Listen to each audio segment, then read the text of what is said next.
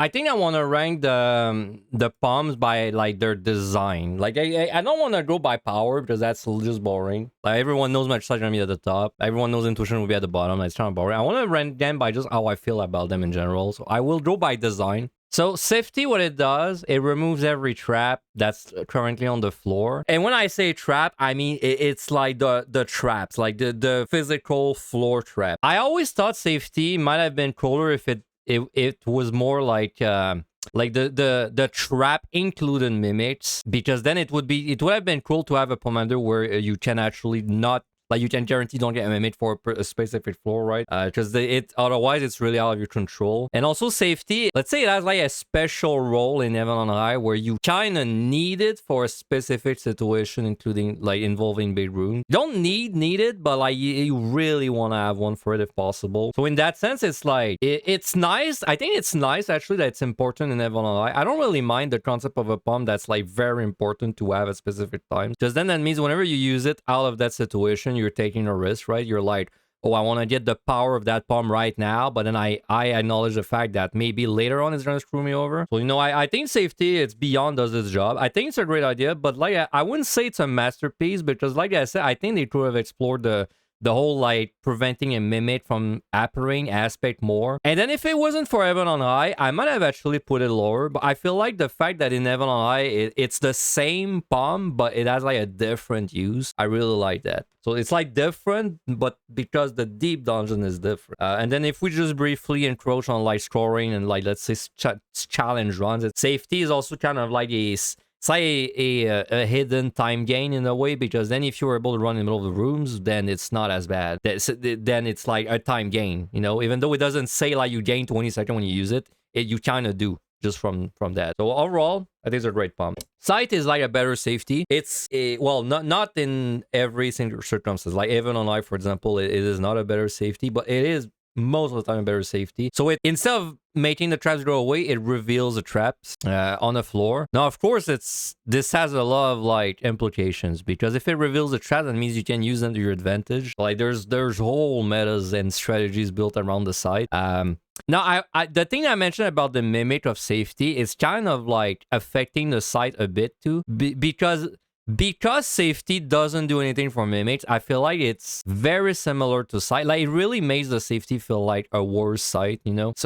But I think that I can really subtract points from both poms just for that fact alone. Like this is kind of the safety problem. It's not really sight's problem if safety doesn't do more than what it does, right? Like at the sight, I mean, I like to imagine a deep dungeon without sights. There would be so much less cool things you could do. I could not imagine a deep dungeon without sight. I really could not. Like I feel like it's too important for making plays. It's too like, it's super specialized. It's revealed the floor. So like there's a lot of like decision making about when you're gonna use a sight. Like you can use it in so many ways. It's like, oh, I want to get the reveal because I want to see where the chests are. I want to get the reveal because I want to get a score. Oh, I want to know which direction to go first. Oh, I spawn into like a 3-way and I want to know like which one's a dead end. Like there's so many ways to use a site, so many ways. Probably one of the best designed poms. Like this is just a great pom. Strength increases your damage and healing by 30% for 8 minutes. So there's like this category of poms that I've always really liked. I call them like poms that put an effect on you. I mean, I call them that. That's literally what they do. They put an effect on you. Now, the thing that's cool about this is if it puts an effect on you, it means you can carry it between floors. Like, it's not... Most poms, they do, like, a thing on a floor, and then that's kind of it, right? So then it's going to do something on the next floor, or it's going to do something on your floor. But, like, what I like about Strength and all the poms like Strength is that it's like an 8-minute duration buff on you. So then you can use it when you're transitioning to a different floor, but then you're, like, doing it with the purpose of having the effect active on multiple floors. I always thought it was great. I mean, you know, in general, Strength... It's not like the strength is doing anything crazy. It's just giving you damage. But I don't really like think it's doing anything wrong. Like, I feel like it's good that you have a pom that is just giving you damage. Like there's like a million ways to use that pom. It's useful for so many situations. Like if we're talking PotD Heaven on High, you might use a strength because you don't want to burst a monster before it kills you. Like if you're pulling a monster that you know has a very threatening, let's say, rotation, but 10 seconds into the fight, then maybe you pull a strength and you try and kill it before that. Thinking on New People Warrior, for example. You can pre-strength a floor that you know, like that you flighted, because maybe then if it's a no item or something, you can and, you know, power through it. Now, a lot of these poms are like so this is a bit hard, right? Because a lot of these poms, it's like in a vacuum, they're great, but they're not that great in specific deep dungeons. Which kind of brings me to my next pom, Steel. Like, Steel is basically exactly what I said about Strength, all the same things, except this time it's giving you a 40% damage reduction buff. In a vacuum, I can't really not put Steel in Masterpiece, like, because it's the same as Strength, it's just the defensive version. I will say though, Steel is incredibly, it's like lost all its value in EO and PT. So like, but like, is that the Pom's problem? Like, is that the problem of Steel? Like, that, so like, I'm a bit conflicted because that makes me not like, this almost makes me want to put the Steel in does its job, but it's really because it's specifically not that great in the last two deep dungeons. Like, the Pom itself is a masterpiece. Like, it made sense that you'd have a defensive Pom, right? So I think I'll make the decision that I'm ranking the Poms more in a vacuum way. So like, just like their use and whatever. So even though the Steel, it really does not merge, it doesn't really fit in Neo and PT. In my opinion, Steel should be gone from them. Like, it should have been replaced by something else because it just doesn't work in those places. But despite that, I think the Pom overall is a masterpiece for all the same reasons as Strength, except it's the defensive version. Like, never mind PotD, your whole life can be based around Steel. It's that good. It's like the Strength. It's like the better Strength. But if you're a tank, it's the opposite. And if you're a tank, Strength is the better Steel, right? So I think it's very interesting. Affluence. So Affluence, it makes it so your next floor has an extra amount of chests added, 2 to 3 new chests. I mean, it's an interesting concept. It's basically you find a pom that is actually 2 or 3 more things, but delayed by like a floor, right? There's some strategy with Affluence. Mostly, it's going to be, do you use it as the same time as a flight? So you can check more chests, but there's less monsters on the way of the chest. I don't think it's particularly interesting, and I will say they have never confirmed or denied if it increases the rate of treasure room. So like, there's kind of an element of mystery to it, which in that case, I think it brings the pom down, because it's like no one can agree about if it does double treasure room rate or if it doesn't. Like, no one can agree about it because we don't know. I mean, Affluence is something like it's fine, like, but if let's say the next deep dungeon did not have an Affluence, I would be like, okay, like I wouldn't really feel anything about it. It's interesting that it basically lets you get chests but in like delayed, you know, like you're delaying the chest acquisition. But it'd be more interesting if you could make a decision about it, like, for example, use an Affluence and then you have to choose a color of chest or something. So then it's like, oh well, I want to make sure I use it for silver chests on like a specific set, and then but I want to maybe I want to use it for bronze chests. So like, well, I'm not bronze, not a good example, but like maybe you don't want to use it on gold chests for like another floor or something. Now, even that I don't think is that great of an idea, but I think it should do more, or it should have more of a decision associated with it. So Flight, this is Flight. I'm pretty sure this is Flight. Flight also suffers a bit from Affluence in the sense that it's like very unclear what it does when you read it. Like, you actually just have to know. And it has the same treasure room thing that no one can agree on. So that's definitely taking points away from it. What it does is the next floor, you need to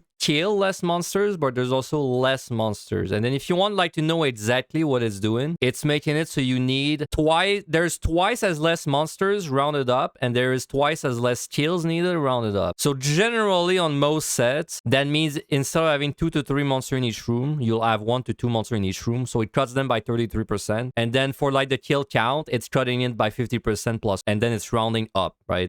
So like if you needed 7 kill, well, now you need 4 basically. Flight is okay.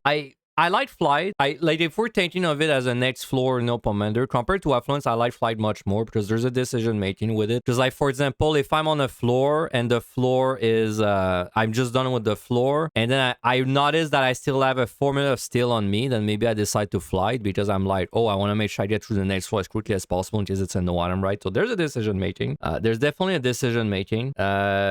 Now, someone mentioned that Flight, is it worth it to use it on a score run? Generally, no. So, like, there is, like, so, like, in that specific instance, it's kind of a dead pom, which is a shame. It has its moments sometimes in a score run, but it's much more rare. I mean, generally, it does its job. I wish, like, let's say Flight, it clearly said what it does, I think great idea. Which honestly, I think I'm gonna rename this to Great Execution. I think it would be Great Execution if it's like, if it was clear what it does, but because it's kind of like vague. In fact, I don't even think the tooltip tells you that it's cutting the kills by half. I think the tooltip says something like there's less monsters next floor or something, right? Which by itself, that doesn't even sound that great. It's the cheat. It's the cheat cutting that's great about the flight.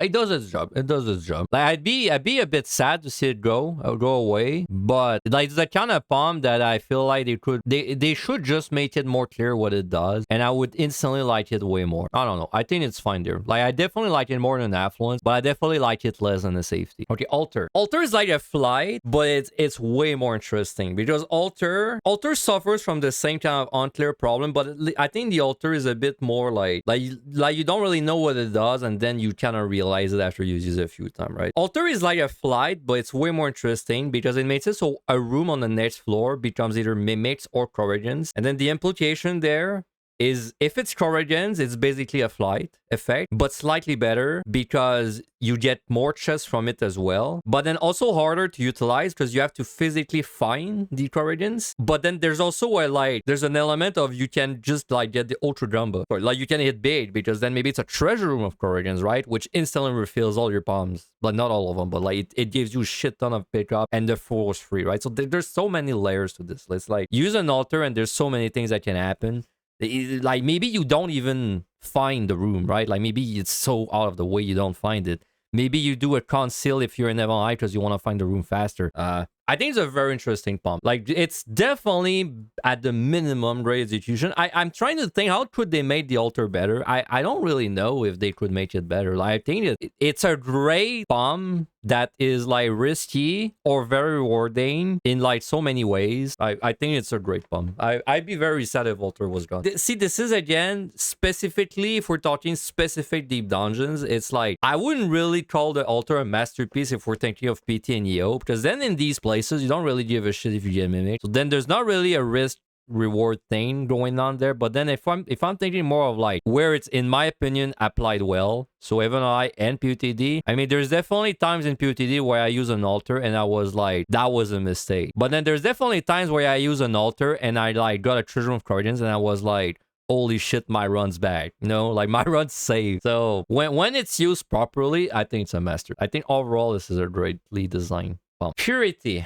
So Purity, the only thing it does is it removes the potch debuff on you, which you can get by just failing to interrupt or stun a mimic, or if you don't have a stun or an interrupt, or it's a gold mimic which you can only interrupt, then you just get it, right? So like Purity is basically your only way to deal with it. It's not a bad idea, but I think it could do more than just that. I like the concept of like there is some decision making about when you're going to remove your pot. That is a decision you have to make. Like classic example is let's say you want to double dip a rage, but then you have one purity left, and then you're like, should I purity the pots away and then, you know, double dip my rage? But then if I do that and then I get another mimic, well, that means I have a 10-minute where I can't really rage, right? So there's some decision making with it, but it's still kind of lame. Like I feel like there's gonna be a pump we get to later, which I think could be Purity, but more interesting, right? But Purity overall, I think it's kind of a lame. It's like it's a necessary evil if you want to have an interesting parts debuff, but the fact it just does that is, I think it's not enough. I think it doesn't make it that interesting. So this is Fortune. Fortune is like Affluence, way cooler cousin. So Fortune is kind of the same idea as an Affluence, except Fortune, you decide, it's like Affluence, you just do it, and it's not really in your control, like if it was a good idea or not. At most, you can flight with it, and then that's it, right? Then you can maybe check more chests with less things in the way. Fortune, you actually do decide when you use it, so it's like a great thing to use if you know you're gonna be killing all the monsters, which sometimes you know that you will because you're gonna use a floor wipe or rage or something. Sometimes you don't think you're gonna kill a monster, and then you're going through the floor, and then suddenly you see a treasure room, and you're like, oh, okay, it's time to Fortune. I mean, sometimes you're just like, you know you need pickups, you're like, okay, I'm gonna Fortune despite it not being a good time, right? So there's a bit of a risk there. Now, of course, people are like, oh, Fortune sucks because it didn't give me anything this time, right? Or like it's unreliable, but being unreliable it's not a bad thing. I think it's a great thing.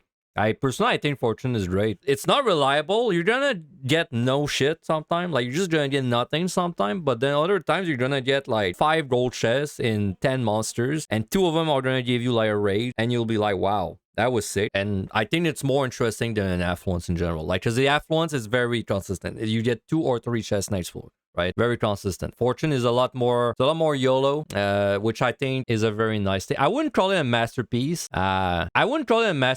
If only because it's not really clear what the drop rate increase is. Like, you have to know it's 12%. It's a flat 12%. But like, it's not that far, honestly. Like, I feel like Fortune is almost like Strange Steel. Like, it's kind of the same as a Strange Steel. It's like, it does something very simple, but it makes perfect sense. Like, it doesn't need to do something complicated. Like, you know, these 3 poms, Strange Steel, Fortune, are basically a simple idea that fits perfectly. Like, it doesn't need to do anything different. Witch Chain. Okay, Witch Chain is a bit janky, especially when like a staircase is involved. But what Witch Chain does is it transforms every monster around you in a pretty wide range into one of 3 transformations. A frog that does basically no damage and can't cast abilities. A chicken, which does a little bit of damage and cannot cast any abilities. And an imp, which does a fair amount of damage, but also cannot cast any ability. It's your emergency button. If you're ever in a situation where you're like, I don't know what the fuck's going on, that's like your most emergency button you have. And then there's RNG to it, because then depending on how many of each transformation you have, it doesn't always lead into the same, let's say, like you're not gonna resolve the situation the same way every time. Like, for example, let's say I'm fighting a Mimic already, and let's say I'm in Unei 94, I get a Mimic, and then I fight the Mimic, and then as I'm fighting the Mimic, because I want to go fast, I open another gold chest, and then it's also a Mimic, and then I'm like, oh shit, I'm gonna Witch in, right? Well, now if these 2 Mimics are like a frog and a chicken, it's fine. You just finish the first Mimic, then you keep going. If these 2 Mimics are like 2 imp, like, it's not really the same. Like, now you might have to actually kite them around. And then if you're a melee, well, now you can't even kill both of them. You might Witch in again. You might like kite around until your bloodbath's back up. You might try and like make it so they get back into their Mimic form, but then go when they go for Death Trap instead. So I think it's a pretty cool Pomander. Yeah, of course, you can also use the Witching offensively. It's a great panic button, but that doesn't mean you can plan to use it. So let's say there's a room with like 5 monsters, and then you're like, you would kill these monsters in 30 seconds, but you're not doing it because their abilities are too threatening or their damage too threatening. Well, now you can use a Witching and do that, right? So, and Witching, also another thing that's cool about it is because it's a like very quick, you know, take control of the situation button. Well, that means if you have a Witch Chain, you can take more risks. Because, like, for example, if I don't have a Witch Chain, I probably don't want to take a risk. But then if I have a Witch Chain, then maybe I'm willing to take more risks. And then I know that if it doesn't pay off, I can always Witch Chain, right, and fix it. It's a bit janky. It's a bit of a janky pump. I think I forgive it. I think it's a masterpiece despite the jank. Like, you're gonna be using Witch Chains all the time. It's one of the palms. This is one of the palms that I feel like there's the biggest difference between an unexperienced player and an experienced player. Like, I feel like there's a lot of skill expression with Witch Chain. Like, you can do so much with a Witch. So much. There's so many ways to do something with a Witch Chain. It's a great pump. It's a mastermind. Serenity. Serenity is like, it's a very important Pomander. What Serenity does is it removes every enchantment on the current floor. Again, a bit of a modern design deep dungeon problem is that doesn't really mean anything in PT and EO, but it's extremely important in Unei and PotD. It's a bit like Steel, where you might base your entire strategy around it. Like, you might base your entire strategy around how many Serenities you have left. Like, I would say in PotD and Unei, you're probably, most of your decision making is probably going to be around how many Serenities you have in general. Like I said, I don't have any issue with a Pomander that is, let's say, necessary. Now, are you going to get a run one day where you would have needed 5 Serenities, but unfortunately you only ever found 3, and then there was absolutely no way you would ever clear? It's gonna happen. Do I think it's a problem? I actually don't think it's a problem. I think sometimes you just get a run that wasn't meant to be. I have no issue with that. That's it. That is not as true in EO and PT. So, you know, if you dislike that concept, well, then you would prefer EO and PT, because they don't really have this whole like orangey thing that's gonna prevent you from winning. Now, could Serenity be more interesting? I don't know. Like, maybe there could be a way to only remove the bad enchantments, but I don't dislike the idea that you're wiping off every enchantment, including all the bad ones and all the good ones. Like, it happens sometimes is you have like, let's say a sprint and a gloom, and you're like, well, I like the sprint, but I also like the gloom. Sorry, I don't like the gloom, you know? That happens sometimes. Or like sometimes you want to keep the sprint a little bit into the floor, and then once you know what's up, then you Serenity and remove everything, right? I didn't praise the Serenity that much, but I in a, kind of in the same vein as the Steel and the Shrine, just think it does the job it needs to do, and that's it. Like it's actually it's a very simple Pomander when you think about it. It just removes the enchantment. But then think of a ward without a Serenity, how much it would suck. Like it's like you need the Serenity. Like it's so important. It doesn't function if you don't have a Serenity. At least in PotD didn't have it wouldn't really function without that Pomander. So, and like there is a bit of an interesting optimization with Serenity if you're doing scroll runs, because then enchantments are ward points. So then you do have to decide, like, am I removing them or not? Intuition. So intuition is weird. It doesn't do anything to contribute to your run, but it makes it also that you basically get value out of your run by doing things in your run that have a risk, right? So if you go for like the intuition bag, it's like a beam of light, and then if you go for it, you will get a bag, but that bag does nothing for you in your run. But the bag, when you finish your set, you like keep it outside, and then you get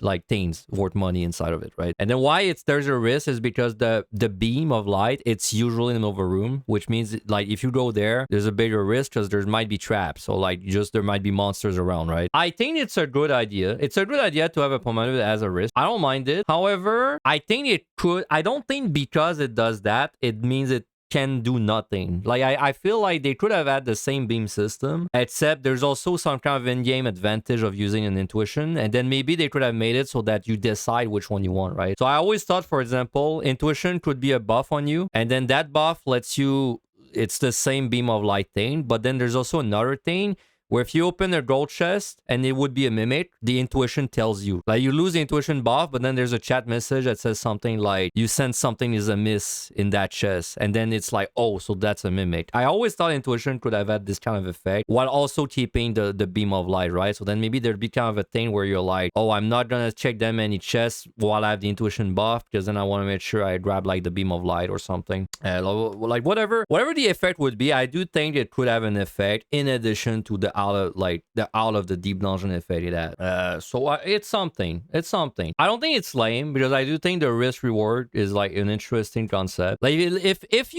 you let's say the intuition, the way it worked is you just use it and you got a bag, it would be like, why, right? But the fact that you have to go out of your way for the bag, I've never been too against the idea. I just think it could do more. Raising, dude, raising is like, I feel like people don't agree about raising. The way I see raising is it's, well, what raising does, first of all, it makes it so that if you die, you revive on the spot, which usually lets you pick it up, but not always, right? Not always. But it usually is gonna let you pick it up from where you left off. But there's definitely situations where you just die anyway, right? Like if you run in the middle of a treasure room and then you die, well, as soon as you raise, everything pulls right away, right? So it's not like a free revive, but it's usually gonna just let you go back from where you were. Now, when you die, you lose all your existing buffs and you get a 2-minute weakness, which just makes you do less damage. So it's like there's a cost associated with a raising. You don't just die and like lose nothing, right? Like there's a cost, and if you die on the boss, it also resets the boss. So like if you did 80% of the health of a boss and you die, you have to do the whole thing again. So raising, I mean, you could find it lame because you could see it as like, oh, it's just like a reset. No, it's just like, oh, you get to try again. I think it's a little more nuanced than that, because I feel like raising, when it's up, you can take bigger risks. So like there's a bit of like how would I explain it? It's like when your raising is active, maybe you'll never use it. Like maybe you won't die, right? Also, sometimes I should mention the raising only applies on the set you're on. Like, see, if I use a raising, it's because it's only on this set, and once the set is over, it goes away. You don't like keep it the whole time. So then if I have a raising on let's say 161 to 117 PotD, maybe I never die, right? And then you might look at it as like, oh, that pom was wasted because I never used it. But I don't really see it that way. Because if you have a raising up, you're gonna take more risk, because then there's less of a, well, there's not as much of a negative. Like if I take a risk without a raising and I die, I lose the whole thing. If I take a risk with a raising, I just get to go again, right? So I think it's interesting. I think it's an interesting concept. I do think that it could be more, like, it could do more. Like, how would I describe? Like, I feel like it could be more tailored to Deep Dungeon. I always thought it was weird the way it works. Sorry, because it like revives you, but like on the spot, it gives you like the regular invuln buff. But then if you use a Pomander, you lose the buff instantly. So then it's like a bit scuffed. Then it resets the boss. Which, like, is that fair? Like, does that really make sense? Like, I don't know. Maybe it does, maybe it doesn't. But I feel like it does its job. I like the fact that it changes your playstyle. It should. Like, maybe you use it and you don't change your playstyle, but it should. Like, you should not be playing as risky when you have a raising. Sorry, when you don't have a raising, then when you have one. There's also something, you can also use it like strategically. You can sack yourself. Let's say you open a Mimic, and then you're like, I really don't want to get a pot, so like you let the Mimic kill you, and then you revive, and you keep going, right? You can also use it to get past the treasure room. It has strategic value. Let me put it that way. How would I feel if there was no raising the next Deep Dawn? I feel like I would miss it on it. But I also feel like if they reworked it into something that's more, let's say, like, fitting in Deep Dungeon, I would also be like really in favor of it. I feel I have to compare it to the other like Pomanders. Do I like raising more than Affluence? Absolutely. Do I like it more than Flight? Absolutely. So it has to be in Great Execution. Do I like it more than Witch Chain, Alter, Serenity, Steel, Strength, Sight? No. I think it's probably your greatest, which is kind of funny that I feel like I should talk it a lot, but like honestly, I looked at this and I feel like, yeah, fortune raising. So I feel like they're all like pretty well designed. I do think it could be a little more. That's the only thing. I feel like it could be more tailored to Deep Dungeon in general. What the hell is this? Is this Lost? I think it is, right? I never realized it's pink. I'm pretty sure that's Lost. Yeah, okay. Lost. It's so janky though, but it's fun. Lost transforms you into a succubus for like the next minute. So it's a duration transformation. Lost is janky, bro. Like Lost, you have one ability, which is an AoE vulnerability that actually does a lot of damage when you apply it, but it's also a vulnerability. So most people would tell you that the use of Lost is you get to a boss, you put 5 stacks, and that's it. But Lost is so much more than that. Lost is insane in AoE pulls if you can set it up. Lost also, it benefits from like your job's abilities, but only the ones that are like passive or like you can activate before. So like the classic example is, you know, Red Mage has this thing where whenever you use a spell, the next spell is an instant cast. Well, that also works in Lost. You know how like Monk has a faster GCD? Well, that applies to Lost as well. Now Black Mage has this thing where if you do a fire spell but you're in ice mode, it has a faster cast. That also applies to Lost. So like there's all these little like very specific things that just work. And then if you're a healer, you can like shield yourself, heal yourself, put like healing over time effects on you. If you're a tank, and pop defensive. Hell, you can even pop your Dark Knight in Vuln and then die during loss, but then because it's a spell, it would still proc the Living Dead healing. Like there's it's a very this is, I said Witching is like a very skill, like it's a very like there's a big difference between someone that doesn't know how to like optimize a lot using a witch chain versus someone that knows how to optimize the witch chain. Loss is even more. Like the difference between someone that's just using loss on the bosses and someone that's using loss on like AoE pulls is like, it's a huge. Like a loss could be as quick as a rage, if not faster in certain situations, right? And then loss, you can use it. I mean, obviously it works well with steel and strength as it boosts your defensive or its damage. Works well with a witch chain. But let me put it that way. I wish we had lost in every deep dungeon. I really wish. Like, I wish we had this in every deep dungeon. It's a shame that this is only in PotD, because I think it's a great bomb. It's janky. I know it's janky. I know it's janky.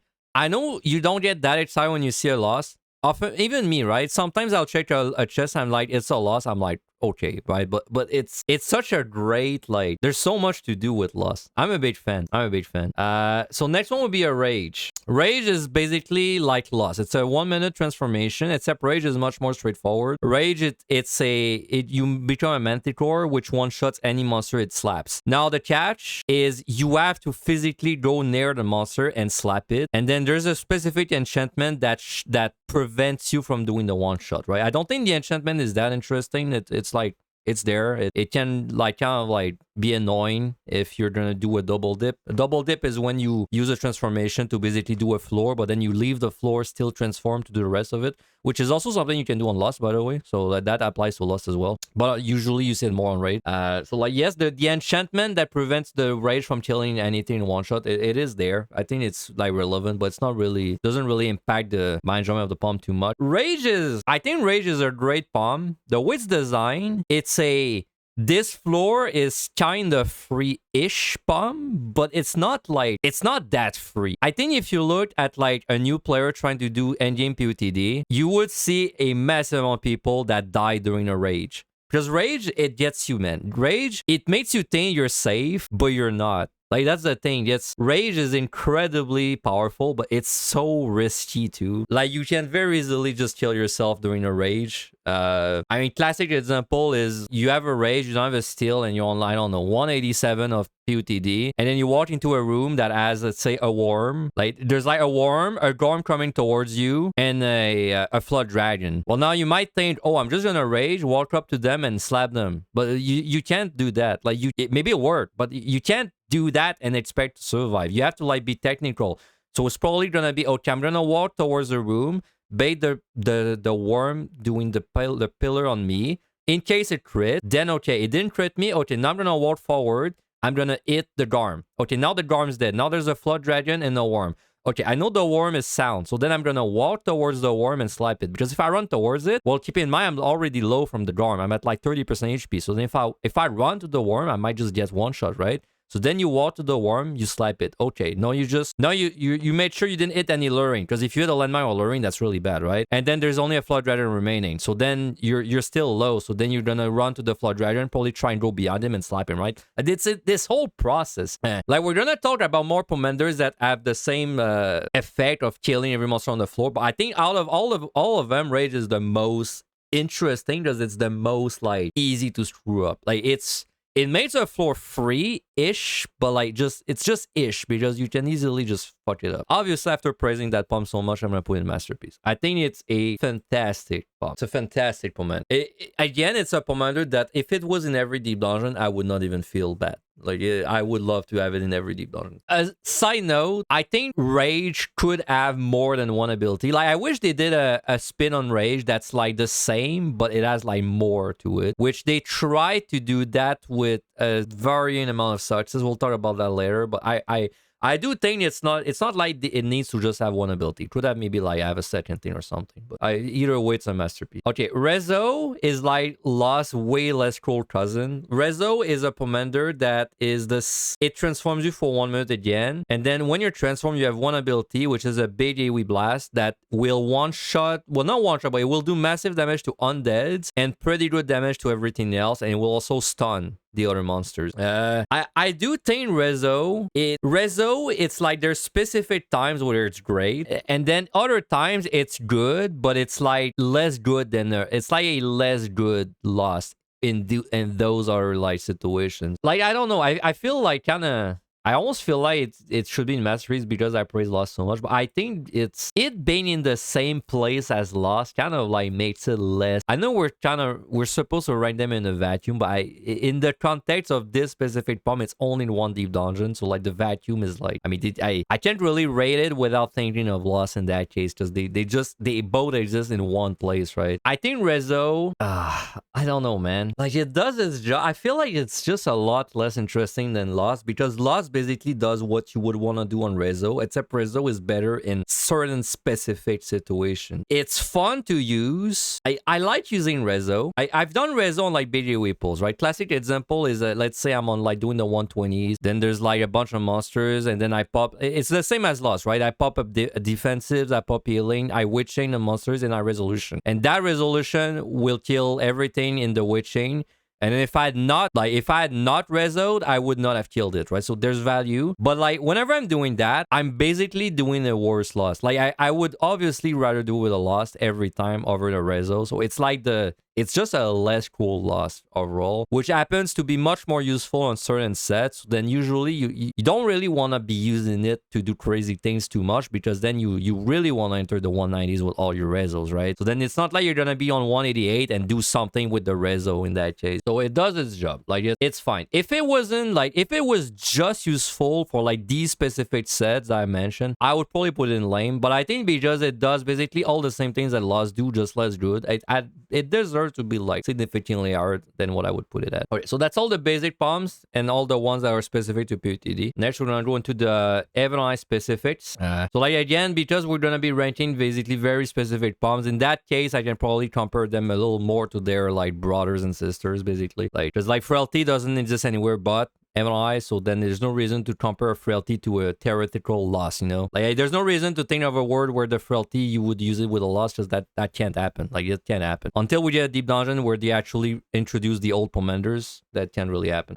So anyway, Frailty, I like Frailty a lot. Honestly, it's a strength and steel. It's like a combination of strength and steel, but it's different in two ways. First of all, it's weaker than them, so it's doing both, but a bit weaker. But the other thing that's interesting is it's doing it on the monsters instead of you, right? That's interesting. It's also a much shorter duration, so it's like a very like if you use it, you want to make sure you're using that time as much as possible. So then that might be as simple as, oh, I don't want to check any gold chests because I don't want to get a mimic, which would not be Frailty because it's a debuff. But then it's also, it can lead into things like, oh, I'm going to use a Frailty and then I'm going to do like a massive AoE pull with that Frailty specifically, right? Or you can use it in a way that it's like, oh, I know this monster is very hard, but then I don't want to like blow a steal for that guy because maybe it's the last monster I need to kill. So then in that case, I'll do like a Frailty and try and like get away with it, right? So there's some decision making. You might notice decision making is like, the more something is a decision, the more highly I tend to rank it. And Frailty is definitely something with decision making. However, would I say it's a masterpiece?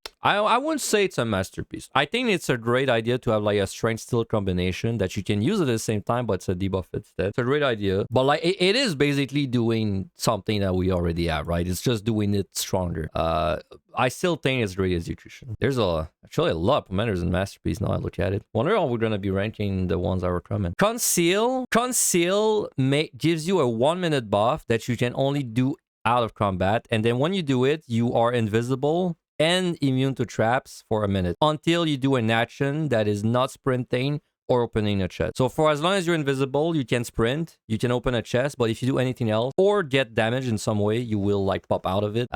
Conceal it's a goddamn masterpiece, bro. Like Conceal, I feel like is a great answer to something that was in PotD that did not have a lot of great answers. Conceal, it's like, there's some skill that you might think, oh, Conceal is very like straightforward because you just use it Conceal if there's a treasure room, GG, right? Like it's the only way, but there's like a lot of ways to utilize Conceal. I mean, a classic example is if you have an altar and you really need to know if there's mimics or Corradians fast, a great way to check that. You can pre-conceal, like for example, if I finish a floor and I have an altar running, but then there's, let's say, a monster in the last room to leave, then I might be like, okay, then I'm gonna do a Conceal because then I get past this monster, but I also get to check the altar, right? You can also do a Conceal because you're in a really dire situation, you want to check all the chests that you can, but then if you check the chest, then you have to be careful because then if you get a mimic or a silver explode, it could kick you out of Conceal. So it's not like you can check every chest for free, right? I think the Conceal, I like it so much because it's like very unique, right? Like almost every other pom is just a way to basically do more damage or like tank more damage or like, you know, it's like a damage thing. The Conceal is one of the few poms that's not actually damage. It's actually like, you know, I said that I wish raising was more related to Deep Dungeon. I feel like Conceal actually, like, totally gets that. Like Conceal actually just made sense for Deep Dungeon. It's actually built for Deep Dungeon. It's perfect for it. Like it makes perfect sense. There's a bunch of rooms, there's a bunch of monsters in your way, and then you have this one thing that lets you actually cheat, you know? It lets you cheat and see a little further in. Well, a lot further in fact. I love Conceal. I think it's a great pump. Petrification. So these are like there's like floor wipe. We're gonna call them floor wipe. These are the poms that are basically what Rage was in PotD, but then they kind of remade it in like a different thing every Deep Dungeon. Petrification is basically the common floor wipe of Unei. What Petri does is it makes it so every monster will be petrified for 30 seconds, and a petrified monster, if you do any damage to it, direct damage, it has to be direct damage, it dies instantly. So of course it's very strong, like because you can kill a massive amount of monster like that, and then you don't have to deal with its mechanics, its damage, and then it's very fast, right? Petri is, I think it's somewhat interesting because it's not like that free when you press it. Like there's some decision making. You have to decide like, okay, how many, because like of course the traveling time, you're not killing anything when you're traveling. So then the way to have a good Petri is you want to make sure your travel time is as little as possible and you have access to as many monsters as possible in the shortest amount of like running, right? And then you do that by either pre-pulling monsters in some way. You can do that by using a safety. You can use that by risking traps. Like maybe you're like, oh, I know there's might be a trap, but then I know that if I go through this room really fast, I can maybe get one more room, right? There's also an interaction with blind where if you miss an attack, well, the Petri fails then. So then you still have to pay attention to that because you might miss an attack on an important monster. So there's a lot. Like there's a lot of things to do with Petri. I think it's a fairly interesting flow. I don't think it's as interesting as Rage because it's just really strong. Like you can definitely screw up a Petri and die, but like I feel like for it to happen, it's a lot harder to screw up a Petri than it is to screw up a Rage, right? But I don't think because a floor wipe is like strong, I don't think it's necessarily a bad thing, especially where you find Petri, which is MI. MI is a very scary monsters, right? I like Petri. I think it's a great Pomander. Like it's a great execution. Like I don't really have any problems with Petri. Like it feels good to use. There's optimization. There's like padding optimizations, which are not that common in Deep Dungeon, honestly. I like it there. Now, the next one though. So Magicite, this is not technically a Pomander. It's like a magic stone, but we're pretty much just calling it a Pomander in that case because it's the same resource system.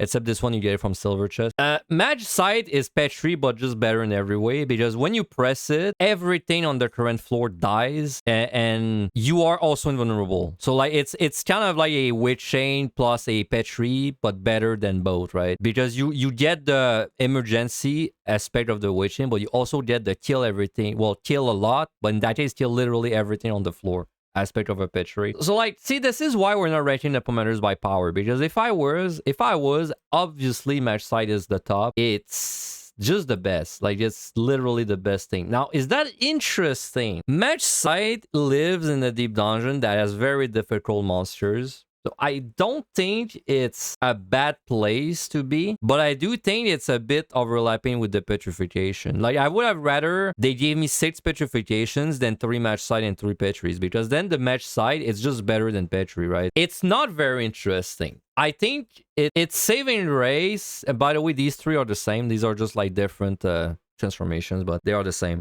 It's something. I will say I think it's not lame for one reason. I think it's because I said these are Pomanders. They're like I said, they're like magic stones, which makes it so that it's a bit different with all the enchantments word. The no item doesn't affect them, so they're kind of like a Serenity, but they're like almost a Serenity in some circumstance. So then, like, usually the way you play Unei is you're trying to balance your Magicites and your Serenities, and you want to make sure you never go too low on one of them, because then you want to like kind of bounce between the two, right? That's how you clear Unei very consistently, is you bounce between the two, because then if you get no item, Magicite is a great answer. Like, if you get no item in PotD, for example, Serenity is your answer for it most of the time. But then in MI, you have 6 answers. You have like 3 Serenities, but also 3 Magicite. There's an enchantment that specifically targets the Magicite. So like, you know, you can be in a situation where the Magicite gets shut down. It's something. I don't think it's particularly interesting. Like, see, that's where you have to look at it a bit not objectively, but you have to look at it a bit like from a third-person standpoint, because like, of course, I'd rather have a Magicite in my chest than a Rezo, obviously, but it doesn't mean, and it feels good to use a Magicite, don't get me wrong, like, it feels good to press the button that kills everything, but like, it's not that interesting, you know, like, it's not that interesting. So like, you know, I wouldn't really mind having it there. I feel like it would be perfectly fine having it there. But like, other than that, I don't know. Elder is the same thing as a Magicite, except this one is much more rare, and it also has the effect of killing a boss instantly. I like it more than Magicite. First of all, because it's very rare. So you don't even have this every run, but it's nice to have like flexibility on the boss, because if you have an Elder, it kind of changes your set, because then if I have an Elder and let's say I'm doing 81 to 90, well, now I know that if things go bad, I have this kind of like this get out thing. Like, I wouldn't plan to use it, but if I just get the kind of set where I get Gloom like 4 times in a row and I absolutely cannot do anything but fight it, and then I'm like really behind, well, I'm like, okay, well, now I'm gonna pivot this into doing I'm gonna pivot this, and I'm actually gonna elder the boss so that I can then spend more time on the floor, right? I think it's more interesting in a match site because of the rarity and just this decision making, but everything I said about the match site is still true for the L. It just has like a little bit more. Okay. Now we get to the Eureka Orthos Palm. Lethargy. Oh man. Lethargy. I don't know how I feel about Lethargy. This is a complicated commander. Lethargy, all it does is it makes it so the monsters are extremely slowed down in their attack speed and cast time. Like very slowed down. I can't give you a number, but it's at least 80% slower. Like, well, sorry, it's at least 4 or 5 times slower compared to usual. It's very slow. So I like the idea of Lethargy. I think the way they intended for you to use it is to learn monsters. Basically, you have 3 Lethargies in your bag, and you're like, okay, this floor has a lot of monsters I'm not sure about. I'm gonna Lethargy and study them, right? And then the way the telegraphs show up, usually it's how it works, because like usually it's a late telegraph in EO. It's gonna show you a telegraph late, but then with the Lethargy, it's gonna show you the telegraph way earlier. You know, I think the idea is great. Like, see, the scoring, like, I scored a lot of EO. This is what makes me not like the Lethargy as much, because the Lethargy, I think it's a great idea solo. Like, if you, sorry, not solo, but like, I think if you're like doing the content, let's say the intended way, which is you're just fighting the monsters one by one, I think it's a great idea, probably even a great execution. But like, as soon as you realize that Lethargy also works in AoE, because this affects the whole floor for 10 minutes. So it won't affect a new monster that appears. So let's say you open a mate, it won't work on it. But this works for every existing monster on the floor for 10 minutes when you use it. As soon as you realize that this works in AoE, things get really degenerate. And like, is that a good thing or a bad thing? I don't know. Like, it's a bit like Witching, where like the difference between a good Witching and a bad Witching is massive. It's the same for Lethargy. Like, the difference between a great Lethargy and like just a Lethargy to learn is huge. But Lethargy is janky as hell. As bugs associated with it, which you don't even need to do AoE pulls to see it. It has 3 bugs. I can tell you, like, right there, like at a snap of finger, 3 bugs it has. Skitine doesn't get reduced auto attack. Fitter can blow up without you knowing, and then Monkey can blow up without you knowing. Gulo used to have like a bug with it that they fixed. There's another monster called the Zack Knight that also blows up without you knowing about it. Like, there's bugs associated with it which was never fixed. I don't want to be unfair. Like, the Pomander is just, it's good, it's just technically limited. Like, it feels like the game engine holds it back. Like, it also leads to very annoying things, like monsters are casting for so much that they just start like unaggroing from you because they're so far. And then some monsters have an increased cooldown duration. So let's say a monster does an ability every 10 seconds, but while some of them with Lethargy, they'll do it every minute instead, every 2 minutes even. But then some of them don't get this reduction. Some of them will still spam their ability, but then you don't know which one does which. Like, it's just you don't know. Like, it's not consistent. So like, I think this is honestly a masterpiece if it didn't have all these like technical limitations. I think it deserves to be like, it's definitely not a match site. It's way more interesting than a match site, right? Listen, I'll be nice. I'll put it in great execution. I think it's a great POM. It's just, it has a lot of like engine limitations, which to be fair, you're not gonna see most of them unless you really start to get into like doing AoE, you know, and like using the POMs at their best. Like, let me put it that way. If you're just trying to clear, like, and you're just like, you just want to clear, Lethargy is a million times more interesting than the Lost. But I think when you start to optimize, that's where the Lethargy actually loses ranks, but then the Lost kind of like climbs the hell up, right? So I don't know. It's like somewhere between the two. I'll be nice and say great execution, because I feel like just overall, like, there's way more people that are gonna interface with Lethargy in like a reasonable way than people that just like, you know, pull the whole floor with Lethargy, and then you have to keep track of like 20 monsters that don't even fit on your enmity list, and they all have different castings, and there's no cast bars. Also, like 3 of them on aggro because they were far. Also, 2 of them are like still casting Ram's voice 2 rooms away, right? That's where this thing really starts to lose its shine. But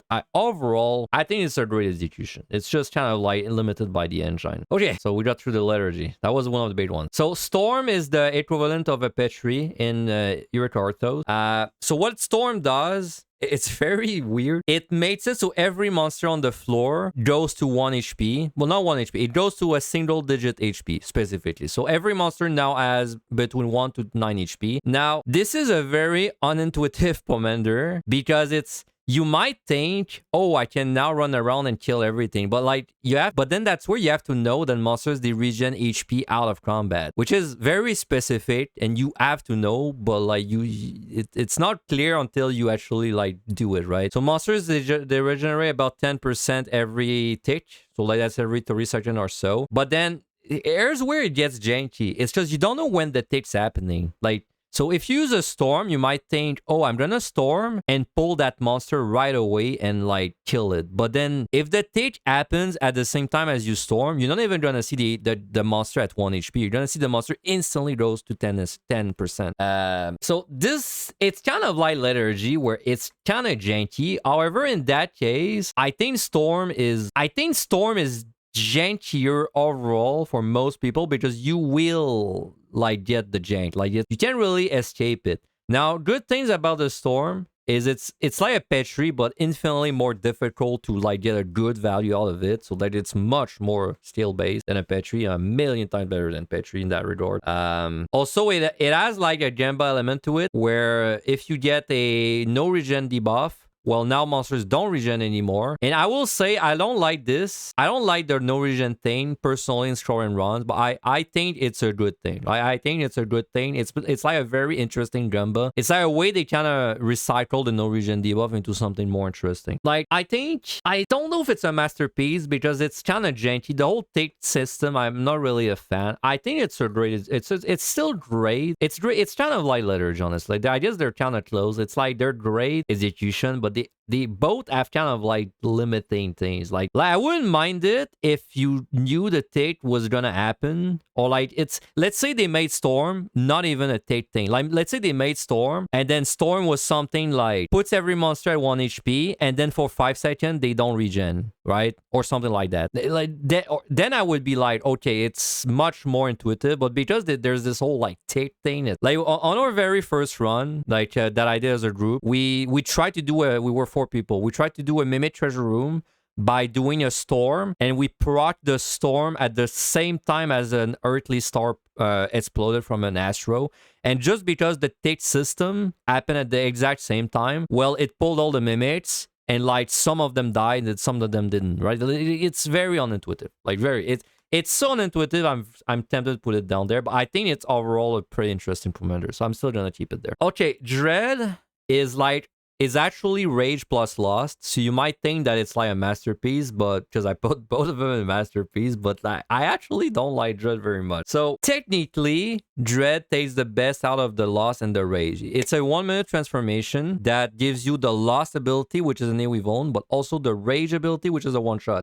It's weird because when I saw that POM announced the first time, I really thought it was gonna be a great fun POM. But it actually just is not very fun for multiple reasons. First reason is they made it so that you're lost. They made the POM not work with GCD speed. And also, it doesn't work off any of your job abilities. So, like, what's cool about the loss was part of it is it's scaled with your GCD spell speed, and then it also like applied your job abilities. But all of this is gone for Dread, and then it's also much more rare than the loss. So you don't really get to play around with it as much. And then the other thing that makes it lamer is, I mean, it's very rare that you would rather use the Vuln than the Rage component, right? Like. And it leads into that situation where, like in PotD, you would double dip a loss or a rage any floor from any floor. Like there's no reason why you wouldn't do it from the 3rd floor to the 4th floor. Like it doesn't really, there's not a specific time for it, right? You might even double dip a loss from the 9th floor to the boss. But then in in EO, you can still do a double dip, but like the Dread is so rare that you'd almost rather just double dip from the 9th floor to the boss every time if you're gonna do it right. And generally, the rage component is less interesting in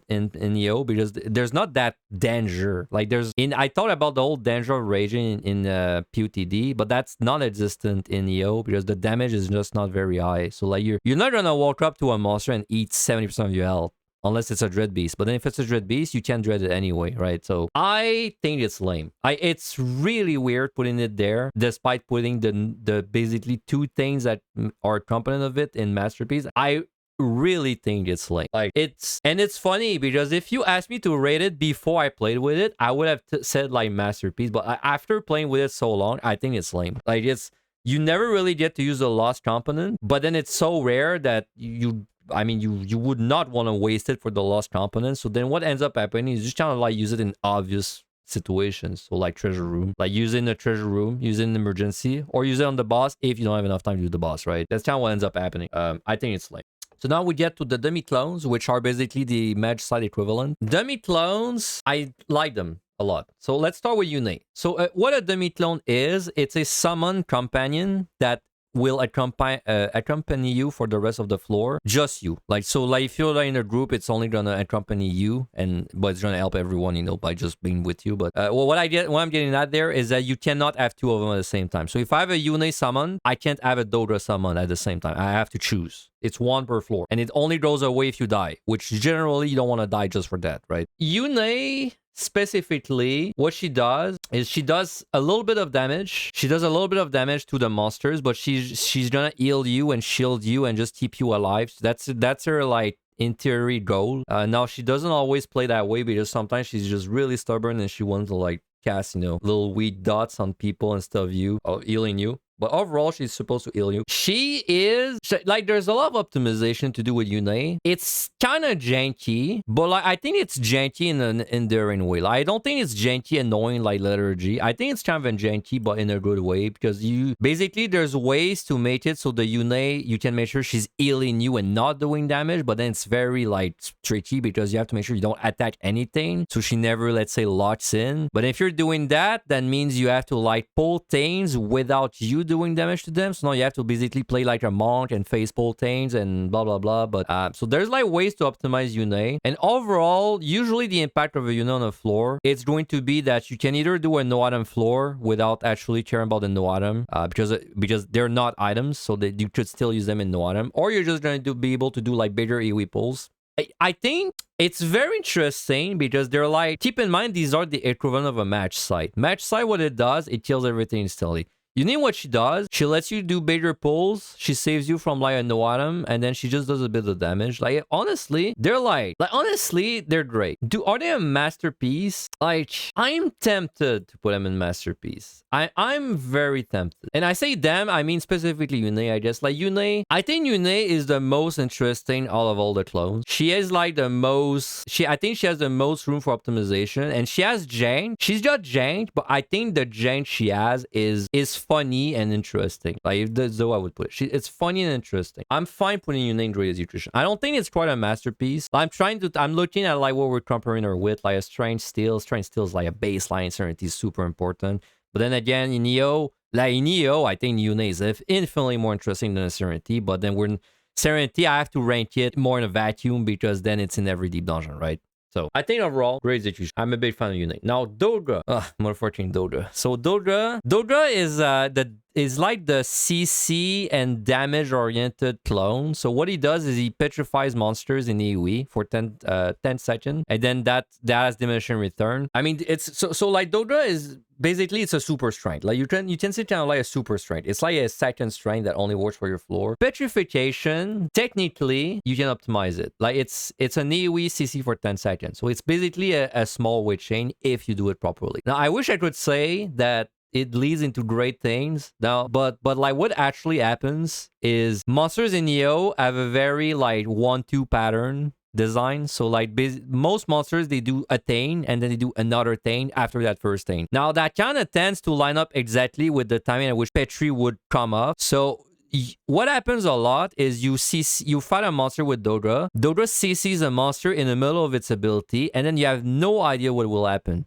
But like not in a fun like, oh, it's a road light experience way. No, in a like, oh, this monster he was supposed to charge you and AoE you, but now he's gonna run to you and AoE you, right? Like it's a pretty frustrating experience overall. Like it's jank, but it's bad jank. Like it's not fun jank, and it's funny in clips. It's funny because I'm streaming, but like if I die off stream because Doga petrifies a frog, and then when when it ends, well, the frog now it doesn't pull me in, it just runs up to me and EW me instantly. That's yikes, bro. Like but then that's the thing. You're gonna say, oh, it's consistent. You just like learn it for next time, but no, it's not. That's the thing. Because next time my Doga's gonna petrify, but then the frog it will not run up to me and it will just like EW in place. So then. But then you can't assume that's the norm, because next time maybe the frog will run up to you and it will just like blast you, right? And that's not even mentioning the actually buggy interactions where, like, for example, a Garm gets petrified mid-charge, and then the Garm, like, he's in a position, but then when the petrify ends, it teleports him backwards and he starts casting his Ram's voice follow-up, right? It's janky, but like in a bad way, right? Is it lame? I don't think it's lame, but it's definitely not greatly executed. Like, it's something, I guess. Like, I don't really I'm excited to use Doga. I feel like I'm using a strength where the downside is there's just like a way I could die instantly. I haven't seen it yet. I don't think it does just its job because he kills you too much. Onion Knight. So Onion Knight is basically it's like a super clone. He does a bit of what Doga and Unei does. He heals you, but not as much as Unei. However, he does damage, but he does way more than Doga. Which kind of leads into that situation where most of the time it's just like Onion Knight is just the best thing to have. Not always, not 100% of the time. But most of the time, you'd rather have Onion Knight than UR2. So it's not that interesting with that in mind. But there is specifically Unei. I can't really imagine I take Doga over Onion Knight ever. But there's times where I would rather Unei than Onion Knight. It happens, right? Something that I think is a bit interesting about Onion Knight is specifically, it will only heal you when you're below 50% HP. And the way the damage input is in EO, sorry, the damage output, it kind of leads into that situation where some monsters, if you stand still and you rely on Onion Knight to heal you, it will not work. Like, you can't just rely on the heal if you only get healed below 50%, because then if you're at 60%, there's monsters that can easily do 60% to you before the heal would come off, right? Because basically one hit goes through, Onion Knight starts casting, but the second hit comes before, right? So it's a bit interesting. Like, I would say Onion Knight, it does its job, right? He's supposed to be the strong thing. He is the strong thing. He's a little interesting because his heal isn't as good as Unei, but it's not crazy interesting. It's definitely more interesting than a Magicite. Like, definitely, it's more interesting than a Doga, which is funny because Doga would be more interesting if it just wasn't so goddamn buggy and annoying and janky. But I think Unei overall is the winner, and she feels great to use. Okay, so that's it for Yo. Last, we got PT. PT, which just released. So, PT also has 3 new poms and 3 new, like, Magicite equivalent. Haste. Haste is a new strength and a new steal, basically. So, Haste is an 8-minute buff, the same as strength and steal, that gives you a 10% GCD speed.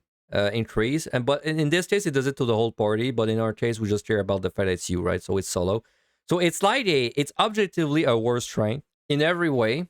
I mean, it's just a weaker strength. I think it's a bit interesting, though. I think a GCD increase is more interesting than a strength damage increase because it's actively affecting your rotation in small ways. So, like, for example, on Summoner I get one more hit in my Agmorn phase, but then it's very tight, right? And then I'm sure most jobs have some kind of like small difference in their rotation due to the GCD speed. I know it, like, in a way it's lame because it's just a weaker strength, but I don't dislike that we got a third.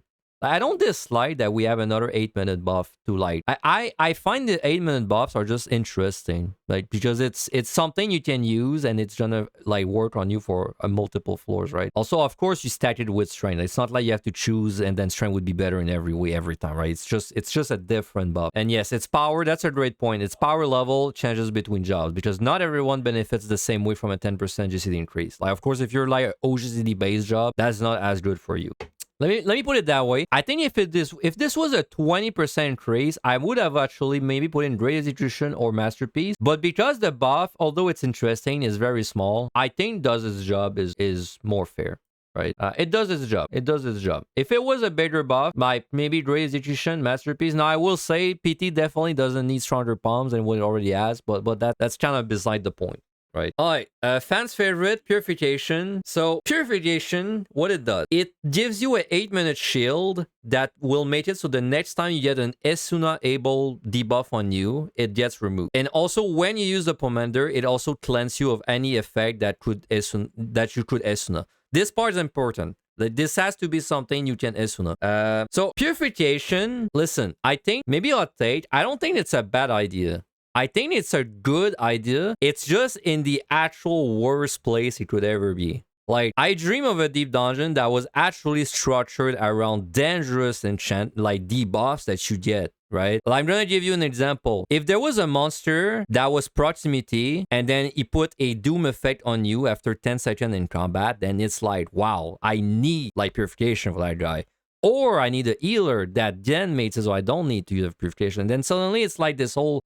Then suddenly this shifts the whole thing about Purification. Because now suddenly you have this incredibly important Pomander. And then you... But so then it's very important that if you ever fight that guy that's very bad, you like CC him or you avoid him, right? It changes the whole thing. So like... And when I saw Purification the first time, I thought that's what we were gonna get. Because the design, it lends itself to that, you know? Like, I do not understand why Purification is a thing if you don't have things like that. So like what actually ended up happening is nothing as really threatening debuff. So this leads into this complicated situation because Purification could be a masterpiece, but like it's not because the deep dungeon isn't built with it in mind. So like, and then yes, there's like uses for it. Like yes, you can step on a silence trap and it can remove the silence. Yes, there's like a few monsters that put threatening debuff on you if you fail a mechanic, and yes, it can save you, but like it's not worth a point. Like it's kind of like Purity, you know? Like I already think Purity is kind of lame.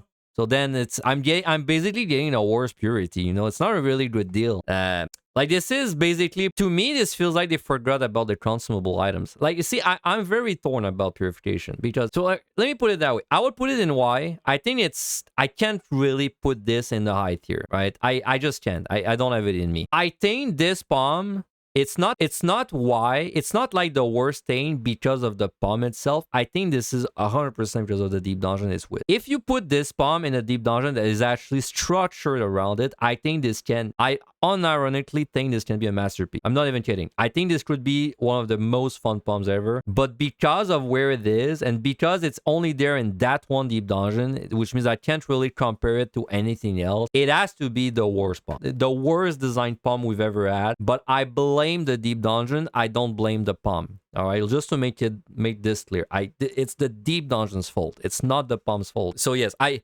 honestly thought I might have put this like higher initially, but I just can't because it just exists in one place and it's like the worst place for it. Like it's PT's fault, but like it is for real. Like it's not that the palm is bad. It is, but it's just it's not built around it.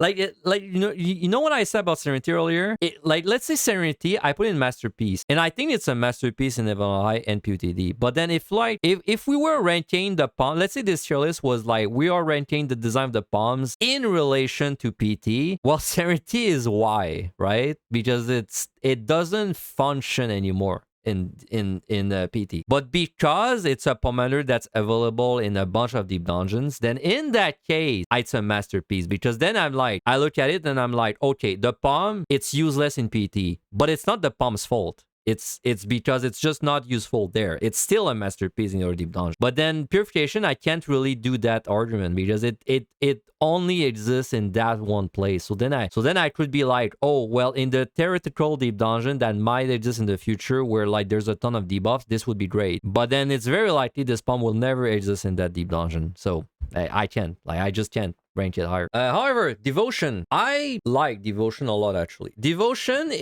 it's like an interesting spin on Rage. So Rage is like, right now, you kill things, right? And then there's the whole danger thing, right? We're gonna get onto that too. But Devo is like, it's a bit of an altar. It's like super altar in a way. It's like when you use Devo, it will make it so that your next floor has a votive. But even more than that, it makes it so that the votive you get from the devotion is actually going to be a transformation, guaranteed. And a transformation in PT is basically a floor wipe. So you're gonna get the mud ball or the fire guy. Both will just one shot every month. So this is a, so like if we just try and simplify what a devotion is, it's a floor wipe that will happen in 2 floors, but you must do something on the next floor to like make it work, right? Because you have to find the devotion and actually click it. I think it's actually a very interesting concept. Like, it's very unique. It's one of the most unique concepts we've had. Like, it's a delayed floor wipe that you have to work for. Now, one complaint, the tooltip absolutely does not mention that you get guaranteed transformation. Like, it doesn't even mention it, so you have to know. So, like, not really gaining points for the clarity there.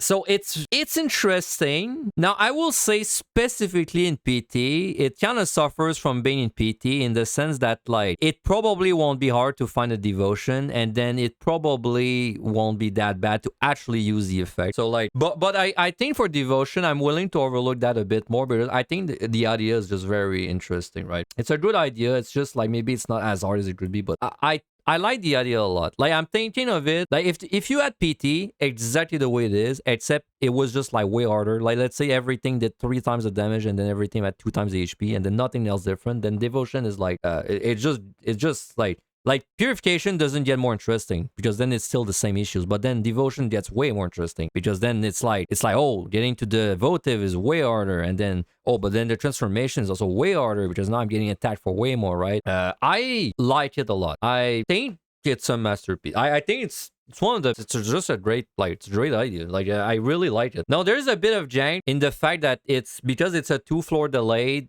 effect. Well, you might think you can use it on 77. So you might think that you could use a devotion on 78. But then if you do, then you don't get a votive on 79 because that would be the boss, right? So there's a bit of a like jank to it, but that's just we're not used to being like, that's kind of our fault. Like, we're not used to something that does something in 2 floors, right? So I don't know. I like devotion. I'll say also devotion is very rare, which before I knew it was a guaranteed transformation, it made it a lot less interesting. But because it's rare and it's a guaranteed transformation, then I realized, oh, it's their rage equivalent, which it's interesting. It doesn't have the danger of a rage, but that's like a numbers issue. It could be a very dangerous thing. If it just was like more properly balanced, the deep dungeon, it could be as dangerous as a rage. It's not, but that doesn't take it away from the design. I think overall, it's still a masterpiece. Okay, and now we get to the last version of the Magicite. They're called the Incense, the Junipers. These are a bit hard to differentiate the icons, so you just have to remember them. First one is a Bard. Bard something. Barkbalm, maybe? Either way. Bard is a, if we go back to like Eurycarthos, Bard is it's the same as a clone, so it's a companion that you summon, except it has the Onion Knight damage. It has Onion Knight's damage and Unei's survivability, but the survivability is bigger than Unei because it also doubles your issue. So I have issues with Bard. I think the issue with Bard is they made it too strong for like the boss. Like, it does everything you would want to have on the boss. It doubles your HP and gives you a shit ton of damage, right? And it heals you. It's like, it's good. Like, don't get me wrong, right? The Bard is fun on floors because it does an AoE dodge. So like, it's actually insane on the floors as well. But because it's so like strong on the bosses, I mean, if you have a Bard in your bag, you're probably gonna keep it for the boss. Let's be real, right? So then it's like, I feel like I would like Bard more if it either did not do damage or if it did not double your HP, because then you would get to a boss and you'd be like, oh, do I want to have double the HP so I make the mechanic safer, or do I want to like do massive damage, right? Wow. Like, I guess what I'm saying is I wish the damage component was on a different instance, and then Bard was like, it focused on being like the tanking one, right? Because I honestly don't think it's that interesting. I think it's lame. I know you guys are not gonna like this. I think it's lame because it's too good at its job. It's too good at being a boss Pomander, like Incense. It's too good. at it. Like, you're never gonna make a choice about, like, am I using Maze or Bark on the boss? It's always gonna be Bark. Like, it's always good. It's always the best. So, like, I know, and you see, this is where, like, I have to look at it from, like, a kind of a third party, because I definitely feel great using a Bark. Let's say I have 3 bards in my bags, and then there's like a treasure room, and then I'm like, I do a witching bard, and then I absolutely blast the treasure room in 15 seconds. It feels great, but then I don't think it's interesting that I only get to do it if I find a bunch of bards, because, like, of course I'm gonna keep a bard for the boss because it's too good for the boss, right? So anyway, I think for that reason it's lame. I don't think it's that interesting that it does so much for the bosses. Like, I would have rather had 2 choices on the bosses, tanking or damage, just not both on, like, the same button, right? Okay, Maze, however, Maze is like a super Doga. It's like a Doga, but, like, the jank this time, instead of being, like, very frustrating, it's actually endearing. It's kind of like Unei in that sense. It's like, it's janky, but I think it's janky in a way that you can, like, learn from it. You can, like, optimize it, and it's fun to optimize. Maze, I think a bit like Bard, it suffers from, like, they put so many things in it instead of just doing, like, they put so many effects into it. Maze, it does so, like, to tell you what Maze does, and, like, get ready, it's a list, all right? It uses a Pomander of Sight. It's like using a Sight. It's like using a Serenity. It's like the key opened, because the key opens. Then it summons a companion that will accompany you on the floor. That companion spams a witching effect, which is harder to use, but it's still a witching effect. That companion heals you, and that companion does a little bit of damage, right? So that's how many fingers I have? That's 7 things. So that does 7 things in one button, all right? One button. And I might have forgotten something, all right? So this does so many things. So I think what saves Maze is the witching, specifically the witching effect it does is very interesting, because it's a cone. It's a cone that comes from you. Oh, it removes the enchantments as well. So that's 8 effects. Sorry, I forgot. So anyway, it's a cone that originates from the Maze companion, and then it will CC the monsters like a witch chain, and then it's like a very specific thing because she does it on a timer of 20 seconds exactly, but then the timer, she skips it if the target dies at a bad time. So then the whole meta when you have a Maze, if you're, like, killing monsters with it, because keep in mind, this opens the key, right? That kind of takes away from it, because it opens the key. So, like, you don't have to do a big pull with a Maze. But then if you do specific kind of runs, like a scroll run, you would. But then if you're not doing a scroll run, why the hell would you AoE pull with Maze? So like, keep that in mind, right? It's not the fact that it's doing so much, it's really taking away from it, because then it's like, obviously you're gonna leave the floor, right? Like, obviously you're gonna leave the floor if you can, which you can most of the time. But specifically if you're doing a kind of run where you need to kill the monsters like a scroll run, then she's interesting to optimize, right? So I think it makes it more interesting. I think it makes it much more interesting. If the witching effect was not interesting, let's say the whole witching thing was not there, this would be 100% a lame thing. Maybe even why. It would be so boring to use this, because it literally just makes your floor instant, but then you don't even get the dopamine of the Magicite killing everything. It's like, I don't think it's that interesting. Like, you might say, like, oh, but it's interesting because you have to avoid the monsters as you're leaving, but then you get the witching effect anyway, so you don't even have to deal with the monster. It's just like losing you 20 seconds.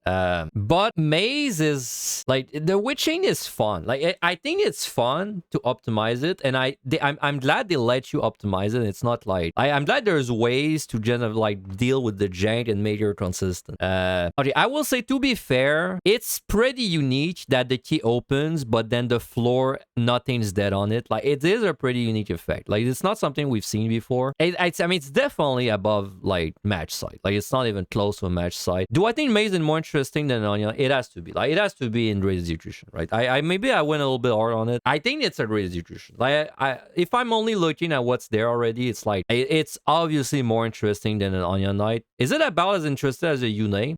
I mean, they both kind of have the same, like, jank that you can deal with aspect. I think that's fair. I mean, I kind of went hard on the Maze there. I don't actually think, like, it does many things, which, like I said, I don't think it's a good thing. I think if it didn't do, like, a billion things, it might even have been a masterpiece. Or, like, if it had the damage from the bard, like, maybe if it had the damage from the bard, then the bard would have been higher, but then this would have to lose some effects. Like, it does everything. Like, keep in mind, it does everything, which doesn't feel like a big deal in PT, because it doesn't matter if the debuffs get removed, right? Like, it doesn't really matter if you lose a debuff, but then the key's open anyway. But then just she's not witching, right? She's kind of doing everything, but then actually all of the effects don't matter because you just leave with the witching effect that would save you anyway. Like, if I let me put it that way, if Maze only did two things, open the key and add the witching effect, you would probably use it for the same effect 95% of the time, right? That's kind of how I would put it. So for that reason, I don't think it's a masterpiece. So Poison Fruit, I mean, it's very easy. It's a Magicite. It's literally a Magicite. Everything I said about Magicite is the same. So like logically, I can't really put it any higher than this. I will say in the ecosystem of PT, specifically, I mean, it's like very straightforward because you always want to have a Bard in your bag for the boss. But then, like, let's be real, between Maze and Poison Fruit, which one would you rather have? I mean, obviously Poison Fruit every time. It's a Magicite. Like, why would you want the key to open if you can just kill everything? I can't really think of a situation where you rather have a Maze, unless you're specifically going for trap, which like you're scoring, in which case you're basically using it like a site anyway, right? I think it's lame. Honestly, I think it's lamer than a Magicite. I think it's lame. I don't know. I feel like logically I should put it on the same level as a Magicite, because it is the same as a Magicite, but I don't. Maybe it's because of the ecosystem of PT. It's like, I think it's lamer in that ecosystem specifically. There's a small difference with Poison Fruit. It's that Poison Fruit makes it so you get the invuln you get from it's delayed. It's like longer, so you can actually get caught by AoEs exploding after it, and also it doesn't prevent debuffs from getting applied to you. So it's like a bit different. I don't know. I just don't think Poison Fruit is very interesting. Like, let me put it that way. If I look at PT right now, and I could remove Poison Fruit, delete it, and replace it with nothing, I think the Deep Dungeon is better for it. And yet, and then, like, maybe it's a difficulty thing, but like, I even if it was very difficult, let's say PT is actually really difficult, let's say everything does triple the damage and everything is double as tanky, I still would rather not have had a Poison Fruit. Like, which honestly, it's almost making me want to put it in white. I feel like it takes away from like the Maze Bard. Like, I would have rather no Poison Fruit, and then shift some of the Bard power to Maze, and then it's basically a decision which one you'd rather use in which floor, right? The reason it's on a different tier than Magicite is because Magicite exists in a world where everything's a Magicite. So then it's not really the same. But then Poison Fruit exists in a world where there's also a Maze and a Bard. But then by its sheer existence, Poison Fruit makes it so you'd always rather find a Poison Fruit than a Bard. Than a Maze. And you'd probably also always would rather find a Poison Fruit than a second or third Bard. Also, Magicite, it functions a bit better in a world where Serenity is like really important. Just then your Magicite is an extra Serenity. Poison Fruit, you know what? I think you convinced me to keep it there, Raz. Like, I didn't even consider the whole Serenity argument. You're right. Be glad it's in lame and not why. I really dislike Poison Fruit, but I think it's lame. I think it's just lame. Okay, so let's see if I still agree with everything. So do I think Purification is why? I mean, I went over it in great detail. I do think it's why. I don't think it's because of the POM. I think it's because of where it is. I think it's because they didn't build around it. Do I think Purity is lame? Yeah. Do I think Dread is lame? I actually do think Dread is lame. Do I think it's lamer than an Affluence? I actually think it's lamer than an Affluence, man. I really don't like Dread. Do I think Bard is lame? You know what? I think it's gonna get bumped up. I think it's a little better than lame. Do I think Poison Fruit is lame? I do think it's lame. All right, it's something. So Affluence. Do I think Affluence is lamer than a Flight? Yes, for sure. Like, Affluence Intuition? Yeah, I mean, it's about like, I feel about the same about their design. Like, it's something. I mean, it's something. Like, do I think Affluence is lamer than a Rezo, for example? Yeah, I think so. So Intuition, we just covered it. Magicite, like, do I think Magicite sound like an Affluence, like whatever? I mean, it's a whatever that feels good when you press it. You definitely get dopamine, but it's a whatever, right? So like Magicite versus Bard, yeah. I think this fits way more there, honestly. Like Doga, Bard, Magicite. I look at these three and I'm like, yeah. I get about as excited as any of them, like for any of them at this thing. At least when I think about it, like out of the run, right? In the run, I'm of course way happier to see a Magicite, but it's not because I'm happy to see it that it's necessarily great execution. So does its job. A flight. So like a flight, do I think a flight is less interesting than a safety? Yeah, they're close. They're close. But I'll say yes for now. Do I think a flight is more interesting than a flu Magicites? Yes, obviously. About as interesting as a Rezo? Let's say Ace first. Like, is it as interesting as a Ace overall? Yeah. I agree with the Ace. Rezo is difficult, man. Like, because it's not even that it's not interesting. It's because it exists only one place, and that place also has a loss, right? It's kind of bringing it down because of that. I think does its job is fine. I think it's fine there. I do think Elder is a bit more interesting than the normal Magicite. I like that kind of like orangey element to it, but it's not that much higher. Don't get me wrong, it's not that much higher. Onion Knight, I do think it's more interesting in Doga, if only because it doesn't have all the jank, and then it has this whole healing thing that, you know, it's come up a few times in my run where I actually have to like play. I have to like, actually play around Onion Knight, healing me at specific thresholds, so I think it's fine. It does its job. All right, so now we get into the great execution poms. Do I think safety is less interesting than a side? Yes, for sure. More interesting than ace? Yes. Fortune, great execution. Do I think it's as interesting as a safety? Yeah. Do I think it's less interesting than, say, an altar? Yes, for sure. More interesting than a rezo? Yeah. Raising. Do I think raising is more interesting than a yes. Okay, wait, let's analyze that raising a bit more. Do I think raising is more interesting than a Onion Knight? Yes. Okay, I think it's probably fine there then. As interesting as a Frailty? Yeah. Frailty, huh? What did I say about Frailty? I said I like Frailty because it puts a debuff on the enemy and it's kind of interesting. I like the way that it multiply. It's like the damage is bigger because it's multiplying with the debuff and your own buff. It's one floor. It's like a very bursty, like, you know, you have to do something within these 3 minutes. Okay, no, it's fine. I think it's fine. It's fine there. Like Frailty versus Petri, great execution. Yeah, I like Petri. I don't mind Petri. I would like Petri more if there were no match size, but we're not. I don't think I really considered that when I ranked it. I think great execution is fine for it. Dude, Lethargy is it was such a complicated one. I do think it could be in a little bit lower, but I think it's very you have to do some very specific kind of runs for its issues to show up. So like, in a way, it's almost like Maze. Like, it's kind of similar to Maze where I put it high, but I feel like personally I would put them there instead. But I feel like it's a very specific biased way. Like, in a very specific biased way, I feel like put them lower, but I think they deserve to be there. Like, my problems with it my problems with them don't really have to do with the execution. Storm, I think Storm is great execution, maybe even masterpiece execution, but it's just kind of like this whole take system really holds it back. The engine, man. Yo is the engine deep dungeon. It's like the engine limitation deep dungeon. They push the machine a little too much. Unei, very interesting, great execution. Why is Unei not a masterpiece? I don't know. Why is it not a masterpiece? Like, if I look at Unei, and would I say Unei is less interesting than a site? Because it's jank? It is jank. It is jank. I don't think it's a bad kind of jank, but you are right. I have no jank in the masterpiece. So with Shane, but like with Shane, it's janky in like not all the deep dungeons. More a Neo problem. Yeah, okay. I think it's fine in great execution. Maze, again, same as Lethargy. I think it's fine there. Like, I definitely think a side is more interesting than a Maze. Which is funny because a Maze is a side.